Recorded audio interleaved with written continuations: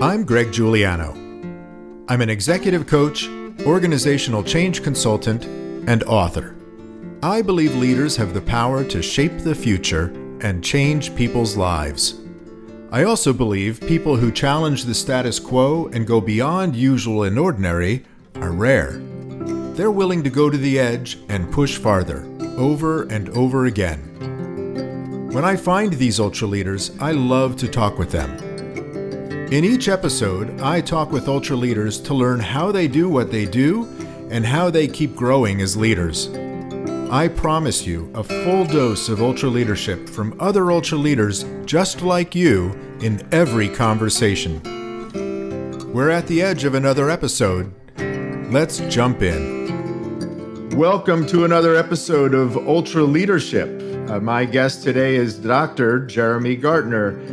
Jeremy is founder and CEO of Career Propulsion. Career Propulsion helps leaders elevate their career by leveraging data, storytelling, and networking in order to more successfully navigate a crowded and competitive job market. His own career path has been a fascinating journey of learning, development, and achievement. He's got a Wharton MBA and a PhD in aerospace engineering from Rensselaer Polytechnic Institute. He's led experimental particle physics research at CERN in Switzerland. He's led multiple functions at BD, a global medical technology company.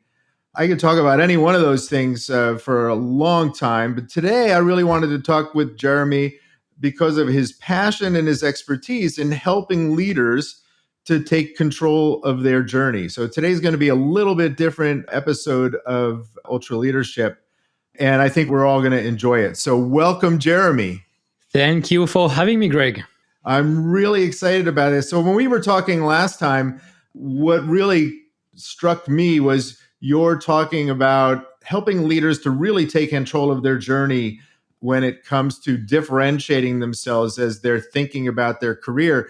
And it strikes me how leaders get caught up in their work to the point that they almost stop thinking about their career. They're just doing their job. And then they wake up one day and they're just taking maybe what the next thing that the organization has for them. And they're not really owning their journey and taking control of it in a way that they could. And so you have a passion for that and you've got an expertise around that. And so I really wanted to talk with you about that because lots of our listeners, I want to remind them and kind of wake them up a little bit that nobody in the organization is thinking more about their career than they are. That is right. They need to get on that. So I want to ask you, when you say take control of your journey, what do you mean by that when you're talking with a leader who has come to you for help? So I'm comparing people who want to take control of the journey versus drifters. Drifters meaning people who just go from one job to the next one, very reactive to opportunities coming their way, very high performers. It has nothing to do with that. And that's why they're going to climb, getting opportunities from their network without really taking the time to stop for a second and designing with intentions what their life could look like. So that is really what we're talking about. How do you design for yourself a life where you are going to intentionally go after very specific objectives that not only are going to fulfill you because it's going to be your design, but also will come with much more money than you would get if you would just go by drifting randomly from opportunity to another. I love the differentiation between drifting and really taking control. Like you said, right? They're high performers, but they're just drifting. They're just kind of hanging out. And what comes their way, oh yeah, that seems interesting, rather than being very intentional. And that's the through line of my work too, intentionality. So how do you, when people come to you, gauge whether they're a drifter or they're being very intentional? And how do you help somebody make that transition? How do you wake people up and go, hey, stop drifting? So first of all, I am not waking people up. All I can do is to help them reflecting on the fact that most of them just drifted their entire career and that there is a better way. It's not because this is how they live their life that it it has to go to continue that way. So my job is not to wake them up, but more to evaluate their level of readiness for change. Because then if they come with the right level of readiness and are not just willing to come and pay money for, like, it's not a transaction when you just give money to someone and they just take you through that journey. You have to be ready for it. You have to be committed for it. So often it comes with a trigger. There was a change in their life. Suddenly they kind of realized that they became compliant inside, very not compliant, they became very complacent within the organization. And this is when we understand that, okay, this person is ready to put in the work to get to that change. Then we can start talking about the strategies, the tactics, how we're going to get the clarity and starting on that journey. I'm curious, what are the triggers? Like, I was talking with a leader yesterday, and there was a reorganization in his organization, and he didn't get the role that he thought it was going to be his role. And he's recognizing, oh, maybe the organization and I don't agree on my value. So that's typically the biggest trigger, people trying to run away from pain. So there is a certain level of pain that people do not want to endure anymore. And that will be typically the biggest trigger.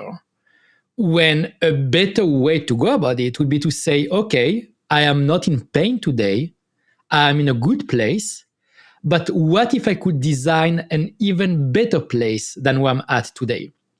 But those triggers will come from a change in leadership, from a lack of promotions, from not being seen, from being undervalued, from being underpaid. You just name it, but in the end, it always comes back to the people that you are working with that are not meeting your needs anymore. Yeah. So, and it seems like we can help leaders shift from, if there is a disappointment, the initial trigger is a disappointment about something, that the goal isn't to get away from that disappointment or that pain, that we can, how do we help them shift, that the goal is to move towards something, not away from something? That is right. We never want people to run away from something, because then they're going to make bad decisions. They're going to be very impulsive, this is not how you drive your journey. So even if you are in pain today, you need to define what that better life looks like. And typically people do not have any idea of what it looks like, where to go next. So the starting point is always, instead of defining where is it that we want to go, it's to define where is it that we are not going to go. Meaning what are going to be your non-negotiables to get to that, to accept a new job. It could be title, salary, geography, culture, size of company, industry, you name it, right? But let's start by defining the problem with very specific boundaries, with very specific constraints, saying those are my non-negotiables. Because then filtering opportunities that will start coming your way is going to be much easier. Yeah, right. So I'm knowing what I don't want this. And so it makes it easier for the people who are helping us, recruiters, search people, et cetera. We're driving the process more than just sitting with our hands out, hoping that the recruiter calls. That's right. That's right. Hoping that the recruiters are going to call, first of all, that's that's not the way to approach that. But let's first define where is it that we don't want to go. And from there, it's really about, let's design what could be your life in the future, but not just one life, multiple lives. You don't know where you are going to end up. So let's create multiple scenarios that could be exciting for you. And can I share with you a story? Yeah. I was working with someone, she was a director at American Express. And as we started working together and we started building those potential lives, it was going around the financial services industry because that was her world and that was the natural trajectory. And I was, okay, great. We are going to include the financial services as a part of your segment. But what else excites you? Is that just the financial services industry, or is that something bigger? And then she talked with me about an industry that I had no idea it even existed.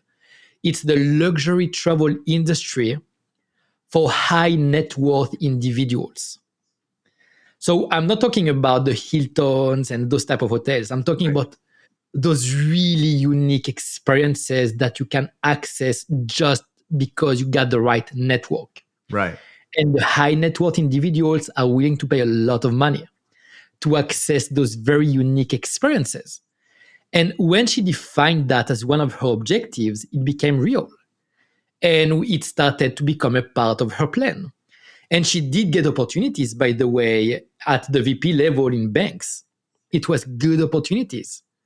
But she also got a CEO in the luxury travel industry to create for her a COO job, to bring her beside him because he understood how passionate she was, how she was so knowledgeable about the industry, and she brought such skill sets that were not common over there that he just created that role for her.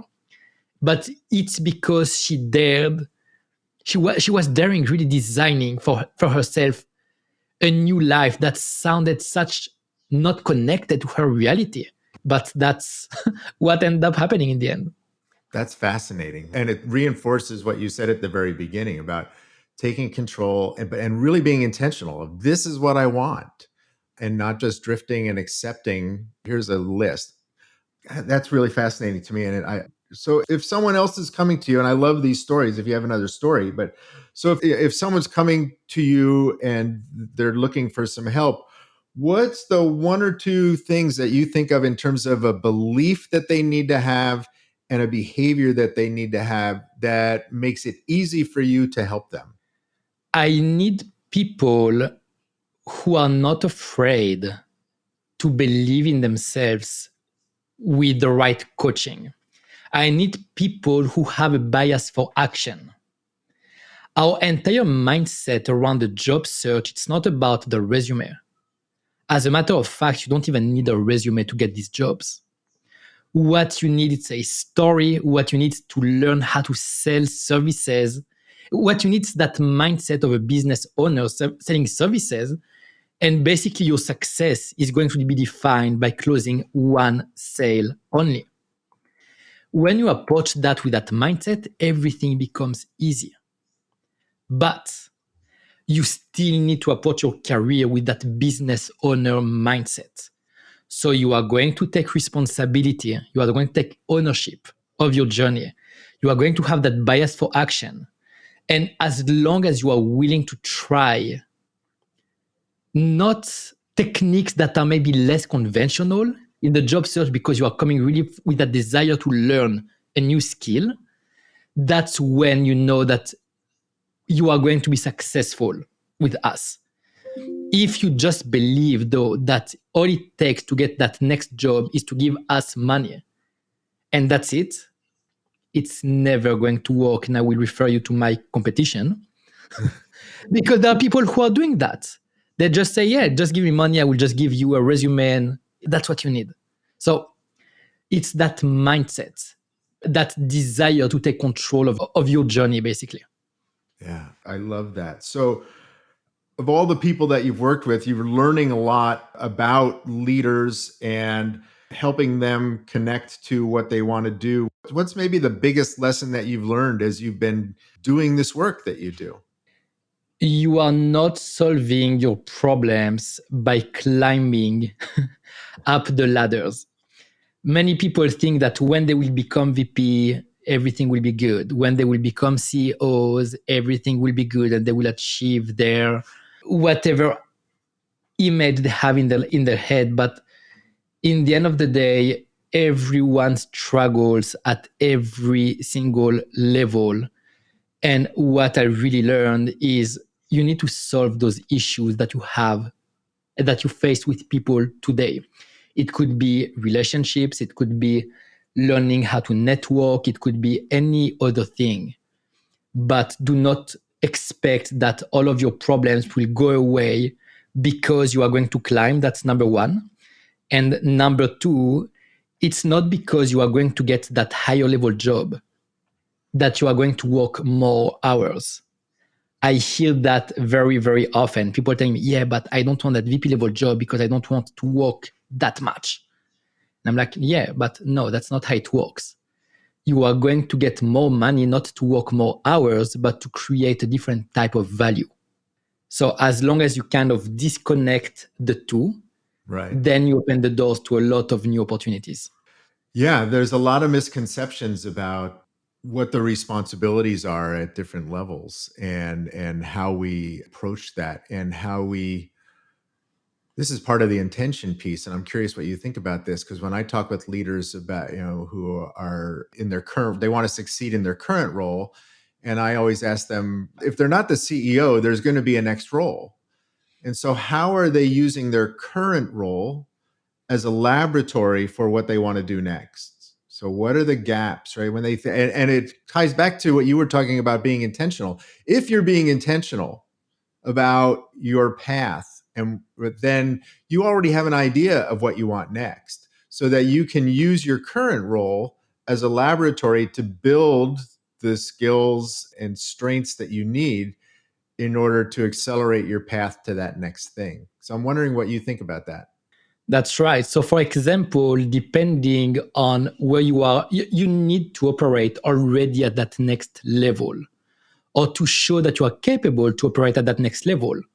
So, for example, if you are a director and in order to become a VP, you need to be able to generate revenue and you've never done that before. So go and partner with the biz dev guys or with the sales teams or describe an objective that your team is going to generate X revenue and hire a coach to help you. And so that you don't need the skills, you just need to identify what weaknesses you have, what gaps you have, and start to really fill these gaps as much as possible. And it's not because you are going to become an expert and that you will necessarily have the skills to really use them at that next level, but it's because then suddenly you will have the story that you need in order to sell it to get that next level job. Yeah, well, and it's got to be a real story. I was talking with a leader just yesterday, and he was saying that he had flown a guy in to interview with his whole team, and it was a business development role. And he took him out to dinner the night before all of the interviews. And over dinner, the person I was talking to, asked this gentleman, so tell me about a deal that you've closed. And he said, well, we did this. And he said, no, but what was your role in that? And actually, he had a very tangential role that he wasn't the guy who closed the deal at all. And he said, well, I actually need somebody who has closed a deal, not somebody who created one slide that somebody else used to close the deal. So he said, we're going to have a nice dinner. I want you to enjoy the town, but I'm not going to waste my team's time talking with you because you're not who I was thinking you were. So you do need to get the right skills. You are perfectly right. At the same time, people try to hide very often different aspects of their story.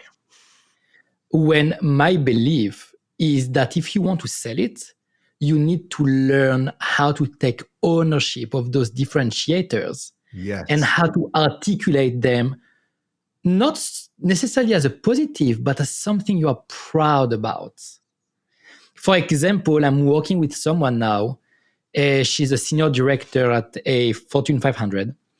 And she spent 10 years as a stay-home mom.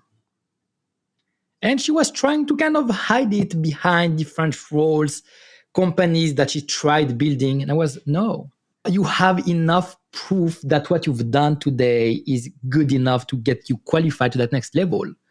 But put in front of everyone that you were a stay-at-home mom. And that's true that it's going to reject some people, but it's going to attract the right audience. Yes. The ones that are going to admire the fact that you stayed at home to be with your kids. So we are not trying to please everyone as a leader. We have our own opinions, our own ideas on how things should be. And some people will not like them. but others will be attracted by it. So just own your differences, because that's the key to really sell your story. Yeah, I love it. Yeah. Own your story, take control of your journey. This has been fascinating for me, and I think very helpful to a lot of leaders that I work with. So I want to give you a chance to tell everybody where they can find you. But before that, I like to end all of my coaching conversations and my meetings when I'm working with groups, where I give people a chance to express what they're grateful for today, because I think that's good for us to hear and express gratitude. So what are you grateful for today? What I am grateful for today, I started that habit of taking my kids to Starbucks in the morning at 6 a.m. before that everyone is awake. And we do that a few times a week, and they love it. They love just waking up early and just to have that kind of quality time.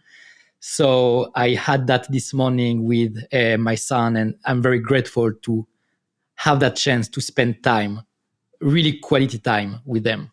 That is awesome. I love it. And tell everybody a little bit about Career Propulsion and where people can find you. Careerpropulsion.com. First of all, you got the website. I'm sure that you will have the link over there. Yep. So that's the first stop. Second of all, on LinkedIn, you will find me under Dr. Jeremy Gartner. Do not please send me an invite, because I maxed the invites that I can accept. But you can just follow me. I'm posting every day, twice a day. There's a lot to say to educate people on how to take control of their journey.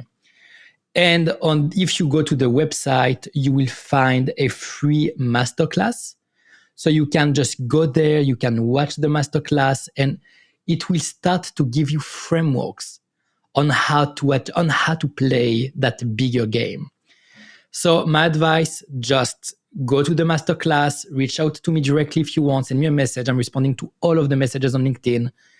And if you have any question, just reach out. LinkedIn. Awesome. LinkedIn, that's the place. Awesome. Jeremy, thank you very much. I really appreciate your time today.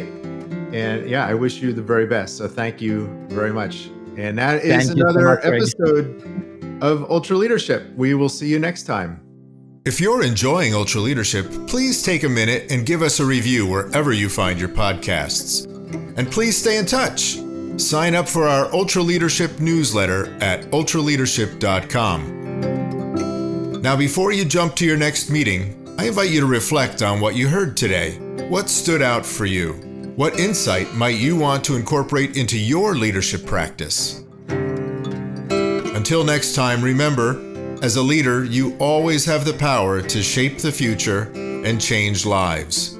So go to the edge and push farther. Thanks for listening.